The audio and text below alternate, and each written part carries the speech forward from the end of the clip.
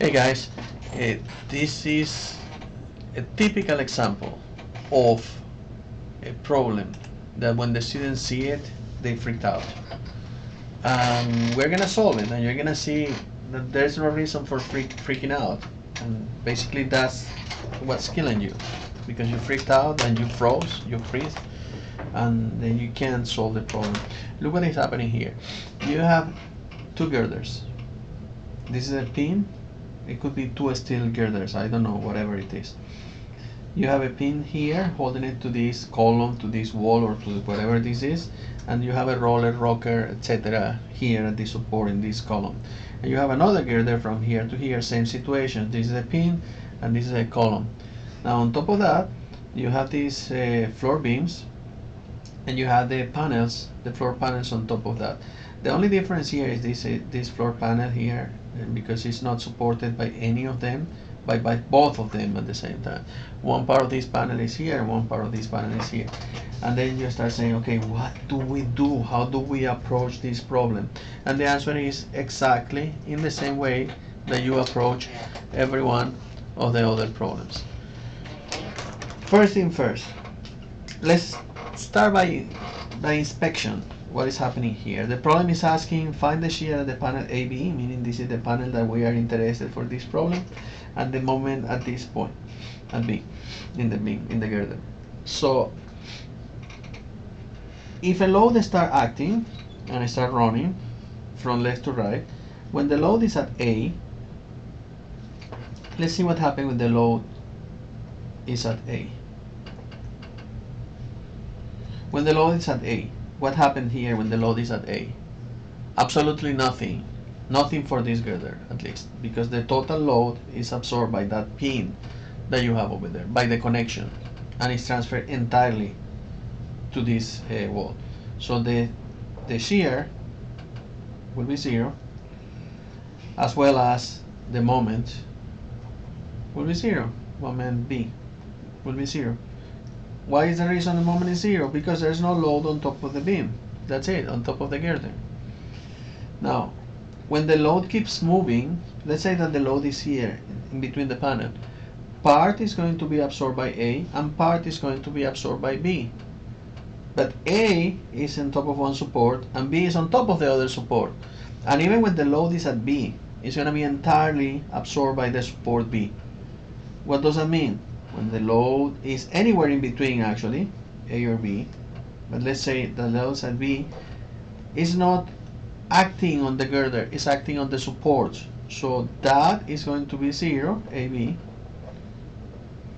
and the moment at B is also going to be 0.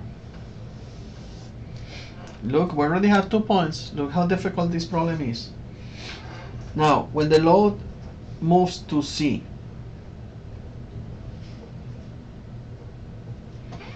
okay, when the load moves at C, finally, is in this location,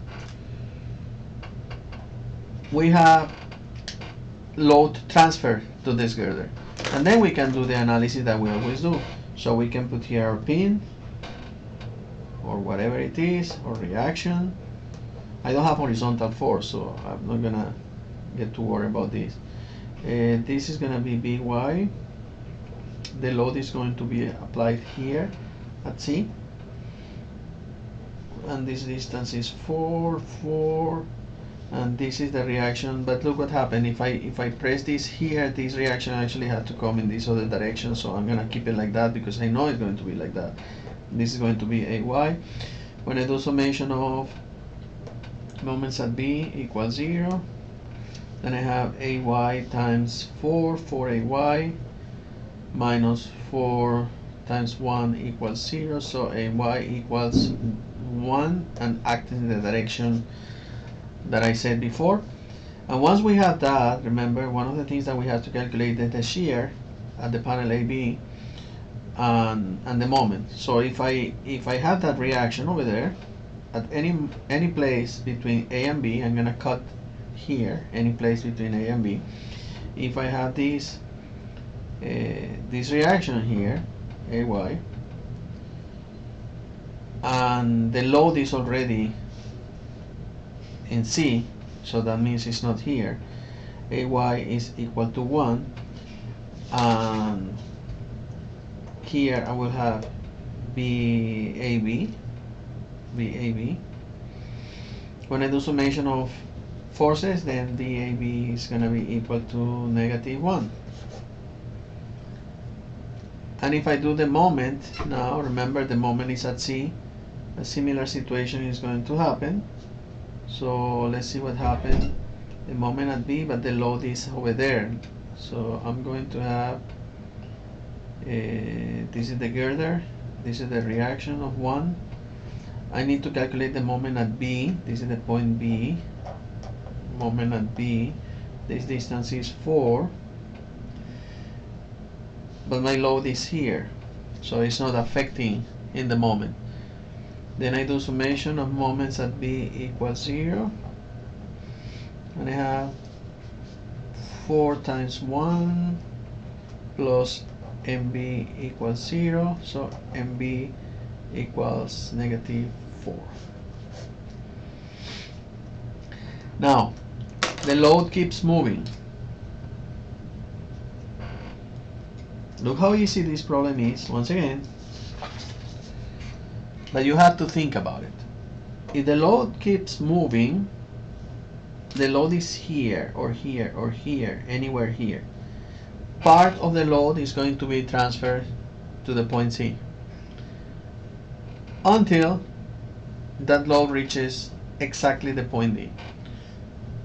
When the load reaches the point D, none of that load is going to be affecting anything in this girder, and it's going to be affecting only this part. So I could kill the problem like here, right here, and say when the load acts at D,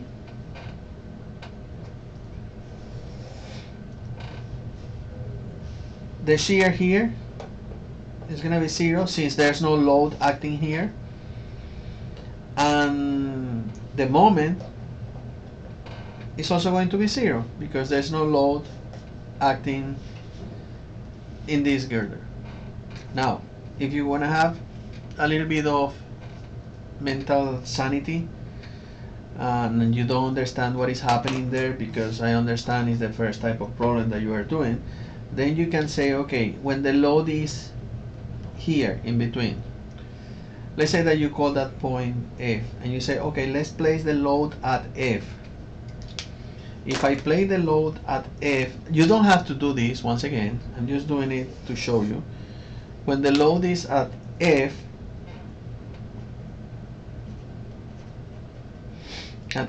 look what is happening in the panel first of all. In the panel, this is the point C, and this is the point D. And now I'm putting the load here on top of the panel, the load of 1. That means that at C, this one is producing 0.5 reaction, and at D is producing 0.5 reaction. And this C, we already know the value for C when we put a load of 1. Now this one will be transferred to this one, and this was the reaction AY here. This was BY. And now instead of 1, what is being transferred here is 0.5. That means that these values are going to be half of whatever the values were before, and this value here is going to be also half of whatever it was before. So I can say directly that if this is the case, when the load is there, this is going to be -0.5, and the moment also, when the load is there, the moment at B is going to be -2, which is half of that. But I don't need to do that, because if you interpolate between these 2 points, you're going to get -2, and if you interpolate between these 2 points, you're going to get -0.5 also. Now, what happened when the load is at E?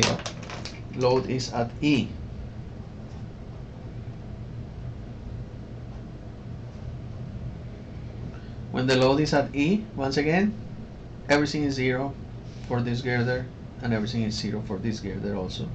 So VAB is 0 and MB is 0. Now what is the rest? Plot it. Let's plot that thing. When I'm going to plot that,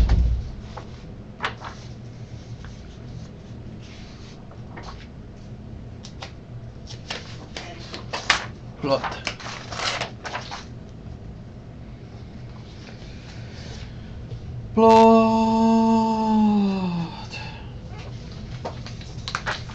Shear.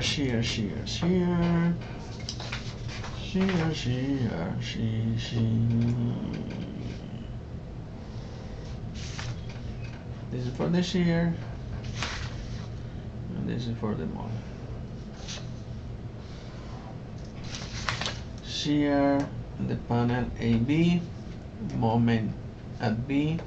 This is gonna be X in feet, and same thing here. This is gonna be X in feet.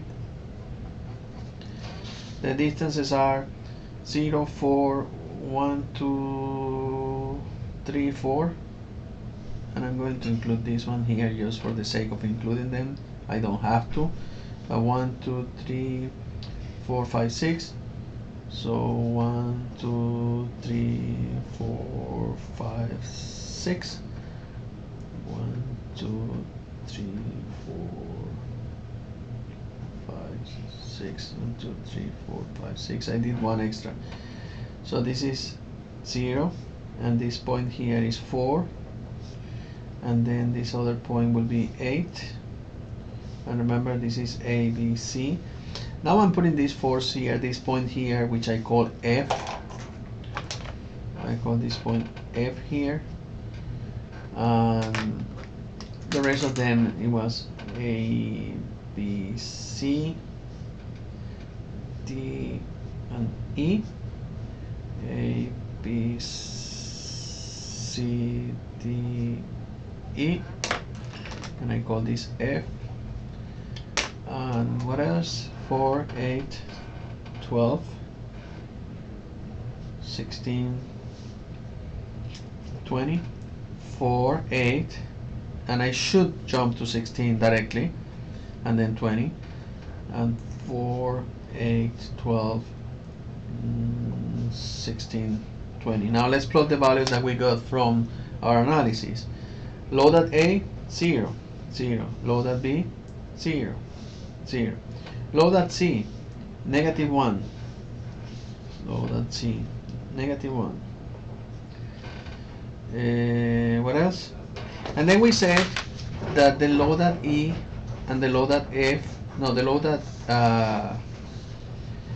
yeah, the load, I didn't put load at D, but load at D also, yeah, I put it here. Load at D was 0, right? So the load at D was 0, and this was 0. And then I say, okay, I'm going to calculate this just because, and we calculated that value over there, and we said that that value over there was -0.5. Now the influence line for these, for the shear, will look like, I use this other, I'm gonna use red. I like red. Like that. It's gonna be to -1. And then it's gonna go to 0. But look what happened. You see, this is what I was telling you.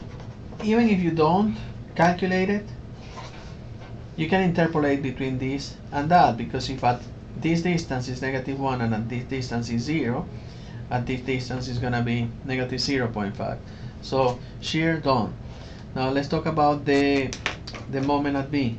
The moment at B, same difference. 0, 0, and at 8 I have -4. -4 for moment, right there, -4. And then if you look at here, at D, it was 0, and here it was 0. That means that our influence line should be this, and that. But then we say, okay, we're gonna calculate here anyway, a -2 at F. And if you interpolate between this and this, once again, at this point is -4 and at this point is 0, halfway has to be halfway also, -2, and that will be the influence line for the moment. You see that problem, how easy it is and how complicated it looks like? So forget about your fear when you go to this. Once I read that fear,